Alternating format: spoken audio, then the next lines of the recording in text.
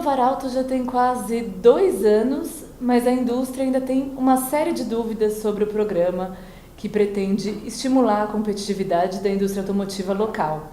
Eu estou com os profissionais da Piratiani Consultoria para conversar um pouco do avanço e da evolução do regime automotivo. Eu gostaria que vocês comentassem, então, em que pé que a gente está hoje do Inovarauto? Que evolução a gente teve desde o início? Olha, Giovana, o Inovarauto demorou para decolar, já chegou tarde como programa e, além disso, demorou para decolar, né? Não sei se você se lembra, depois de 4, 5 meses do programa, as pessoas ainda estavam praticamente sem saber o que fazer, céticas, perguntando se ia ser de verdade mesmo, né? Aquelas coisas que a gente está acostumado aqui no Brasil. Passados quase 2 anos, como você disse, né? Passados esses 20 meses, nós vemos resultados bem interessantes, né? Que poderiam ser maiores, claro que sim, mas as empresas, principalmente os newcomers, estão se preocupando em trazer para o Brasil etapas produtivas. Existe uma grande sensibilidade em relação à questão da eficiência energética. Eu não sei se nós teríamos essa sensibilidade se não tivesse o Inovarauto.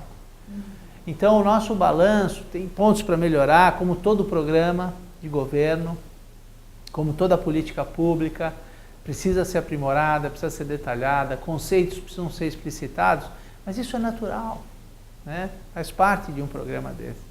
Nosso balanço é positivo, achamos que é um programa que, talvez se tivesse chegado 5 anos antes, a indústria não estaria na situação que está agora. Mas a gente pode pensar que o programa é positivo, assim, comparando, se ele não existisse, ele certamente é melhor do que não ter nada.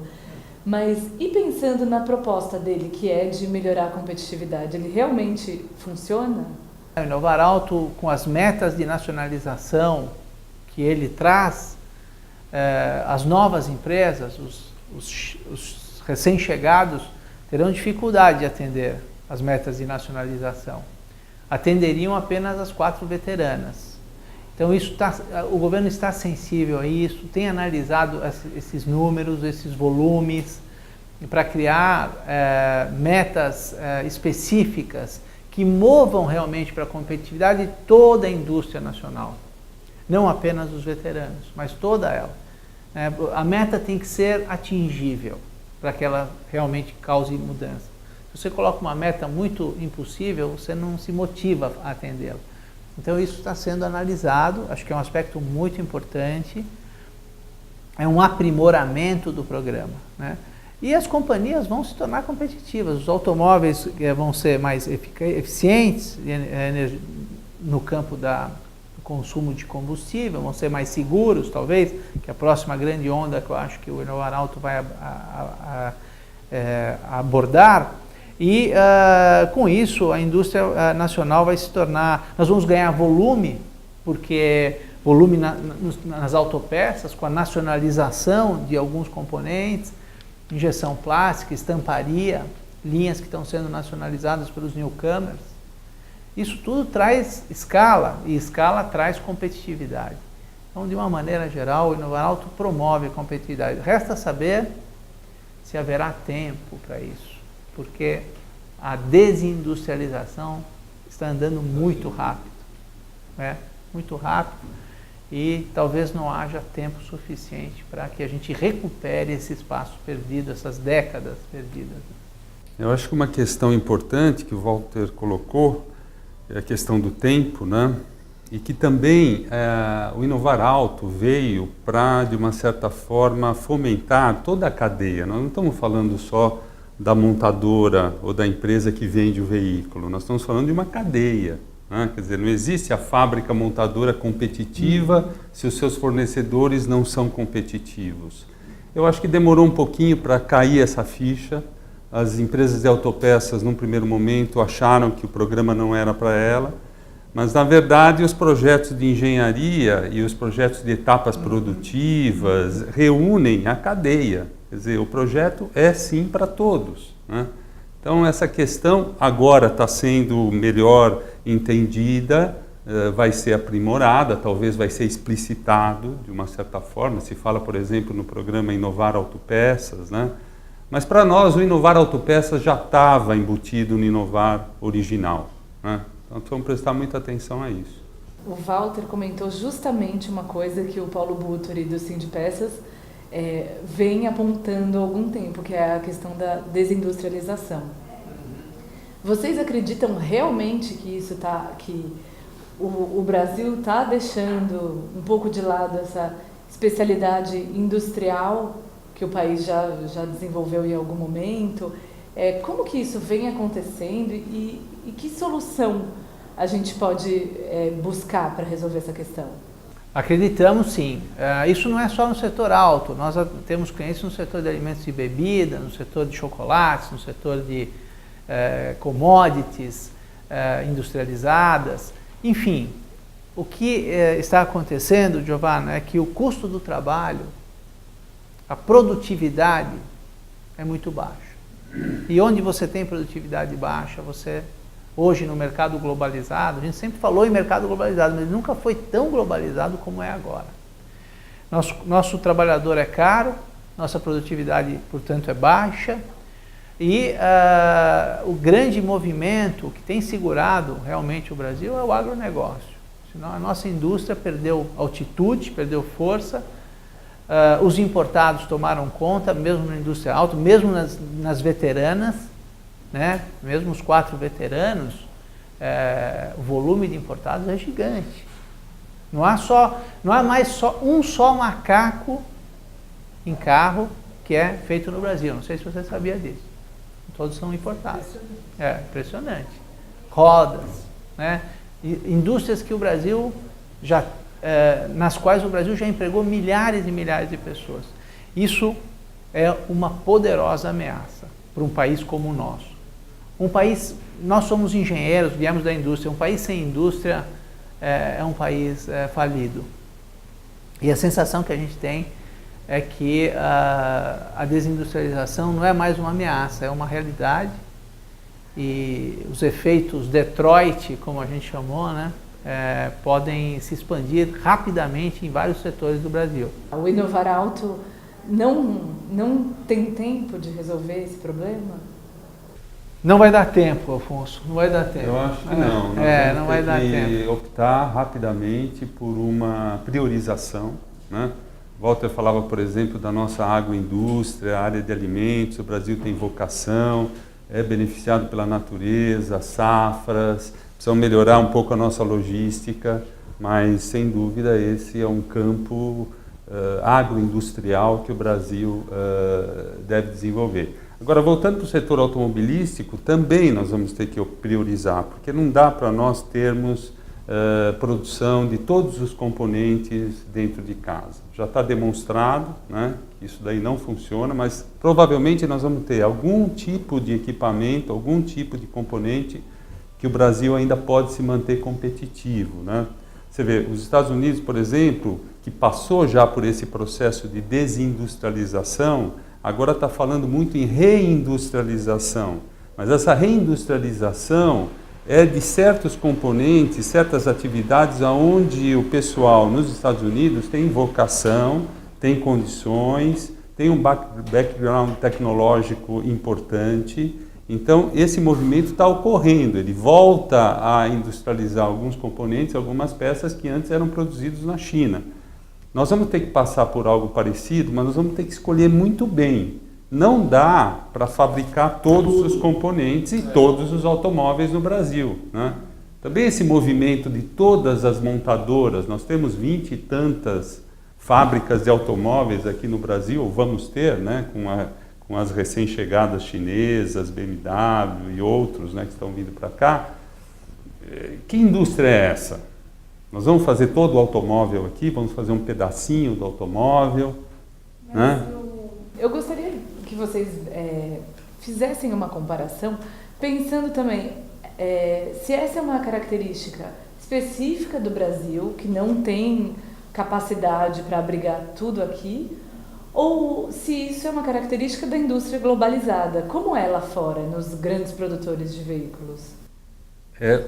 Da mesma maneira, a gente estava falando recentemente de mercados emergentes, né? Mas mesmo os mercados emergentes que têm indústrias de automóveis não são, tirando a China, né? Que está à frente desse processo e está também na China com muitas indústrias de automóveis, muito investimento, não é um modelo que vai ser perseguido pelo Brasil. Nós não queremos ser igual à China, nós não somos a China. Nós vamos ter que optar por algo diferente. Esse algo diferente vai ter que ser tratado rapidamente nos próximos anos e vamos ter que tomar esse caminho. Quanto mais tempo a gente demorar para tomar essa atitude, essa solução, pior vai ser. Agora, o que está assim, sufocando a indústria, além do custo do trabalho, como eu já citei, na produtividade, para o qual é muito difícil propor mudanças, porque são direitos adquiridos dos trabalhadores, é um direito social, né? Então, as reformas levam 10 anos para serem feitas, a não ser que se encontre alternativas como redes de fornecimento menores e que já se tentou, clusters, cooperativas, etc.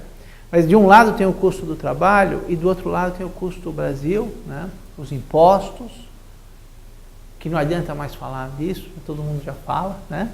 Mas tem o custo da logística, o custo dos impostos, os custos de operação no Brasil, que também são mais elevados que em qualquer outro lugar do mundo.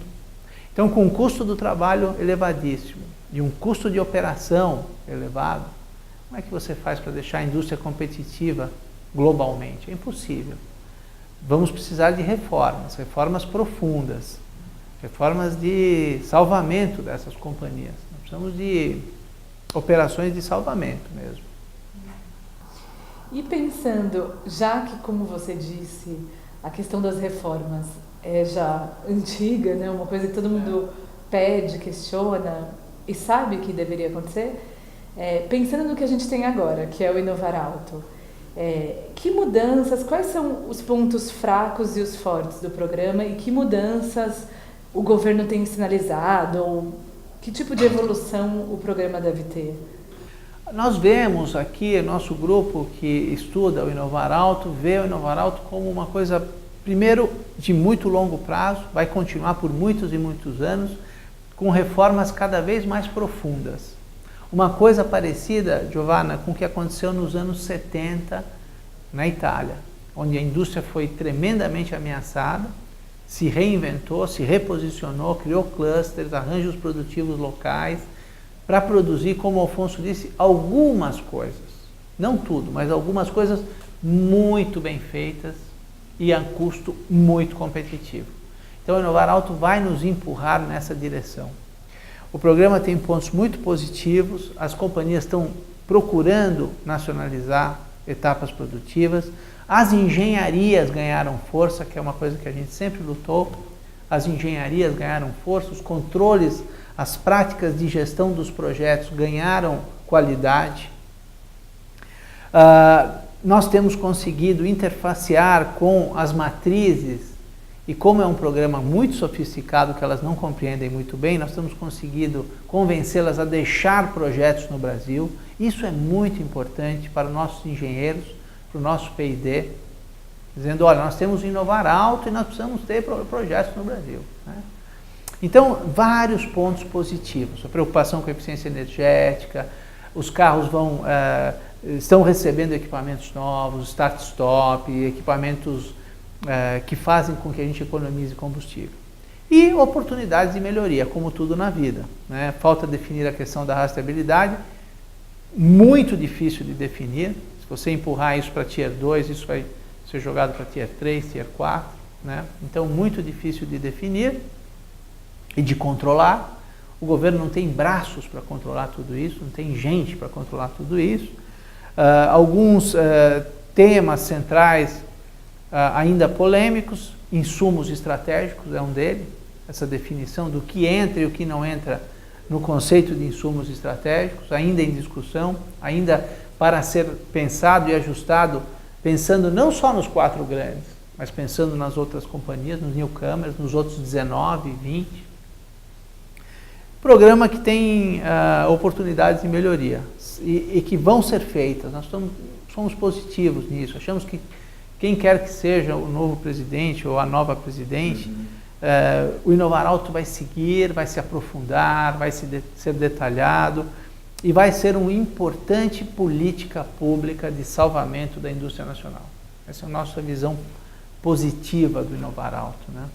E de longo prazo, né? Essa data fatídica de dezembro de 2017, eles perceberam que era uma primeira hipótese de trabalho, já se fala num prolongamento, mas seguramente investimento em engenharia, capacitação de recursos humanos, instalação de novas etapas produtivas, modificações importantes nos veículos, vem aí a questão dos híbridos e dos elétricos. Então nós estamos falando de grandes movimentos que vão acontecer a longo prazo, não serão com o objetivo de dezembro de 2017, muito menos 2020, mas são atitudes e políticas, sobretudo, que vão continuar.